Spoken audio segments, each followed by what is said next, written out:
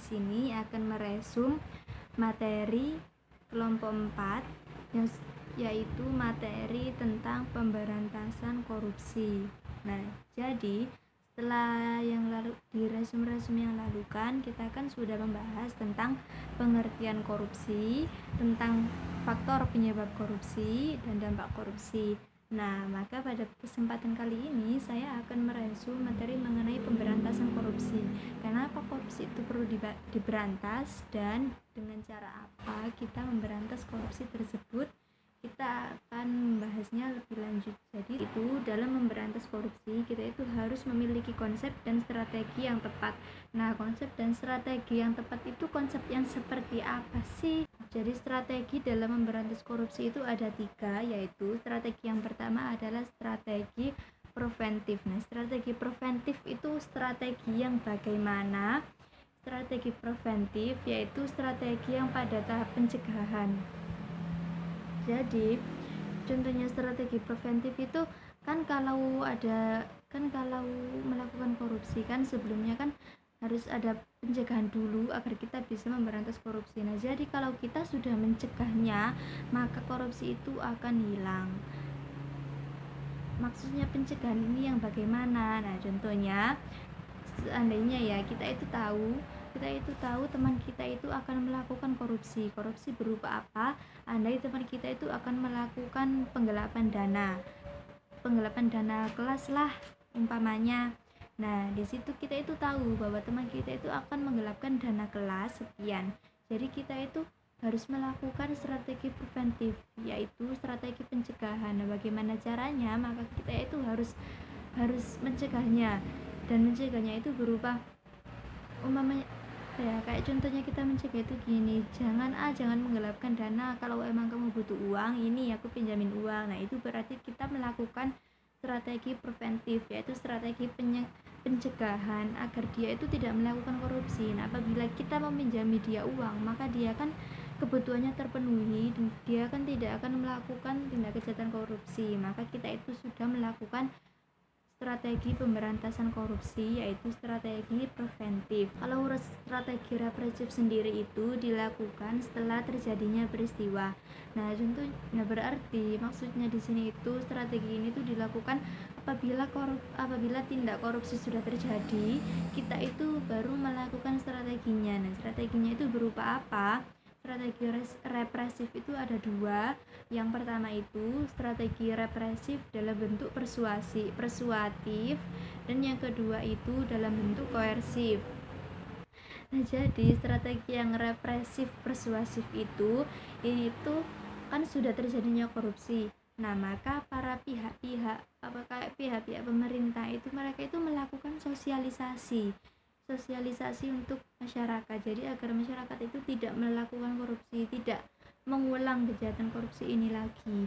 Nah, maka ini yang disebut sebagai represif persuasif. Jadi ini itu kan mereka itu melakukan sosialisasinya itu dilakukan setelah terjadinya korupsi.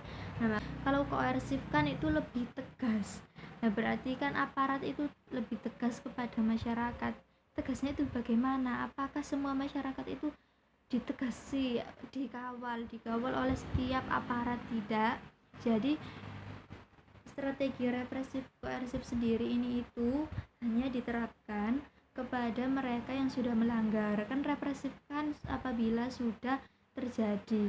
Kalau korupsi sudah terjadi, maka para aparat yang berwajib kan harus melakukan tindakan yang tegas. Mereka itu harus menghukum para koruptor. Nah, kalau para koruptor tidak dihukum, misalnya hukumannya itu hanya peringatan atau hukumannya itu hanya penjara 1 hari, penjara 2 hari, penjara 1 minggu. Nah, maka koruptor kan tidak akan jera. Mereka itu akan terus korupsi karena mereka itu menyepelekan, aku korupsi banyak tapi aku hanya dihukum penjara 1 minggu. Mereka akan menyepelekan itu dan mereka akan terus melakukan kejahatan korupsi. Nah, kalau seperti itu, korupsi tidak akan bisa diberantas deduktif. Itu adalah strategi dalam bentuk pengidentifikasian terjadinya korupsi. Nah, korupsi kan biasanya kan ada kayak indikasi-indikasinya. Nah, itu adalah strategi deduktif. Nah, maksudnya deduktif di sini itu ya seperti kayak penyelidikan, kayak mereka mendeteksi adanya korupsi. Kalau contohnya itu kalau memang kita itu sudah mendeteksi adanya korupsi, nah maka kita itu harus menyelidikinya tuntas. Dalam upaya pemberantasan korupsi sendiri itu ada beberapa hambatan. Nah, hambatan apa saja sih yang akan kita temui apabila kita akan melakukan pemberantasan korupsi? Hambatan yang pertama yaitu hambatan struktural, yaitu hambatan yang bersumber dari praktik-praktik penyelenggaraan negara dan pemerintah. Jadi kita itu terhambat oleh struktural, kita itu terhambat oleh praktik penyelenggaraan pemerintah. Dan hambatan yang kedua yaitu hambatan kultural. Nah, hambatan kultural sendiri itu adalah hambatan yang bersumber dari kebiasaan negatif masyarakat. Contohnya seperti apa? Nah, seandainya masyarakat itu sudah terbiasa untuk melakukan korupsi, meskipun korupsi itu korupsi kecil berupa korupsi waktu. Nah, mereka kan dari awal kan hanya korupsi waktu, lainnya terus selanjutnya mereka akan korupsi gorengan, selanjutnya mereka akan korupsi. Nah, semakin berkembang kan, semakin bertambah umur, maka maka kebiasaan negatif korupsi tersebut itu akan semakin berkembang. Nah, itu adalah hambatan kultural dalam memberantas korupsi. Nah, hambatan yang ketiga yaitu hambatan instrumental. Hambatan instrumental sendiri adalah hambatan dari kurangnya instrumen pendukung. Maksudnya instrumen itu bukan instrumen musik, tapi instrumen pendukung itu maksudnya kurangnya bentuk perundang-undangan, kurangnya badan hukum. Nah, itu juga menghambat dalam pemberantasan korupsi. Nah, hambatan yang terakhir dalam memberantas korupsi adalah hambatan manajemen. Hambatan manajemen sendiri adalah hambatan yang bersumber dari diabaikannya atau tidak diabaikannya prinsip manajemen yang baik. Nah, apabila prinsip manajemennya itu sudah diabaikan dan tidak diterapkan, nah itu juga akan menghambat kita dalam memberantas korupsi. Nah, terus kalau strategi pemberantasannya kan sudah jelas.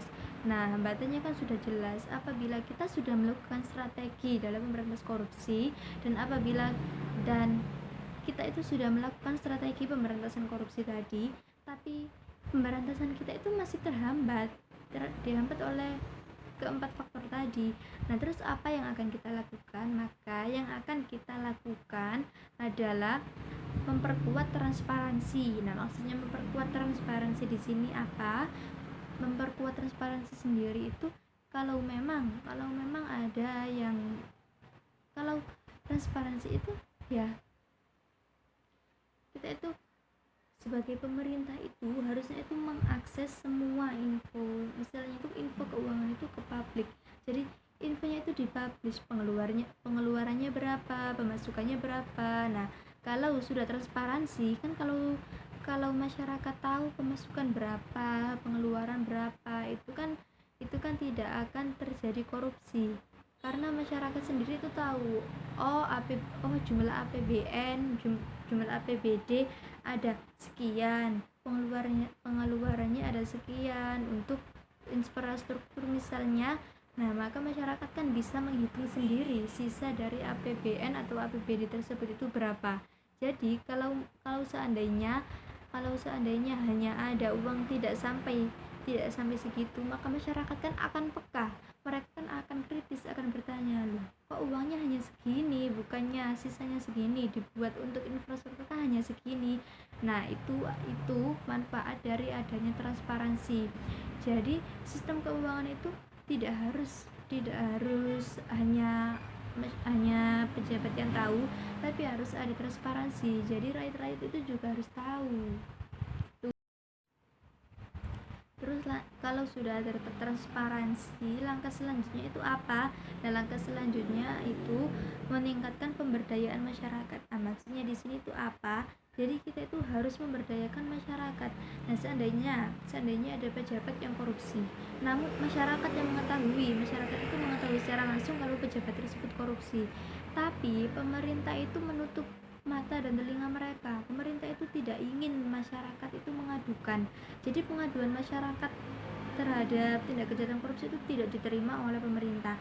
Nah, itu juga kan akan menghambat Jadi agar bisa memberantas korupsi, pemerintah juga harus mendengarkan laporan rakyat, harus mendengarkan keluhan rakyat. Nah, kalau pemerintahnya tidak tahu bahwa hanya melakukan korupsi, tapi kalau rakyatnya tahu, maka kita akan juga untung, kita akan bisa memberantas korupsi. Maka dari itu rakyat itu juga harus diberdayakan.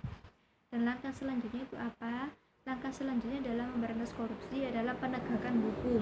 Nah, penegakan hukum itu memang hukum itu harus ditegakkan, namun menegakkan hukum itu tidak semudah apa yang diomongkan.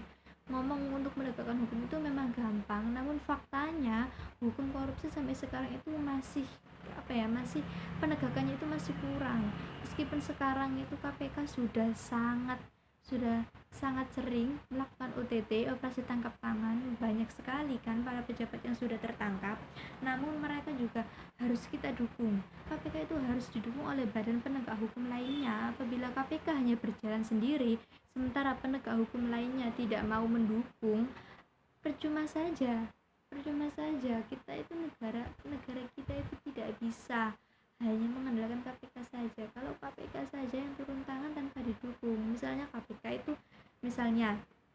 misal KPK itu akan melakukan operasi tangkap tangan nanti malam, akan melakukan OTT nanti malam, namun badan penegak hukum lainnya itu tidak mendukungnya, malah melarang KPK. Nah, kalau seperti ini sudah terjadi, maka korupsi tidak akan bisa diberantas, korupsi akan semakin merajalela.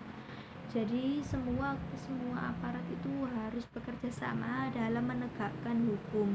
Hukum itu harus ditegakkan pada seluruh lapisan masyarakat, tidak hanya pada masyarakat biasa saja hukum harus ditegakkan, tapi kepada para masyarakat lapisan atas, lapisan tengah, lapisan bawah, semua lapisan itu harus ada penegakan hukum. Biar bagaimanapun hukum harus ditegakkan dan semua pihak itu harus mendukung dalam upaya penegakan hukum. Nah, kalau korupsi sudah terjadi karena tidak adanya penegakan hukum, nah yang akan rugi siapa? Yang akan rugikan kita sendiri, yang akan rugikan negara kita sendiri. Jadi kita itu harus mendukung aparat pemerintah dalam menegakkan hukum. Cukup sekian resume yang saya sampaikan. Meskipun resume yang saya sampaikan sedikit, saya berharap semoga resume saya bisa membawa manfaat. Semoga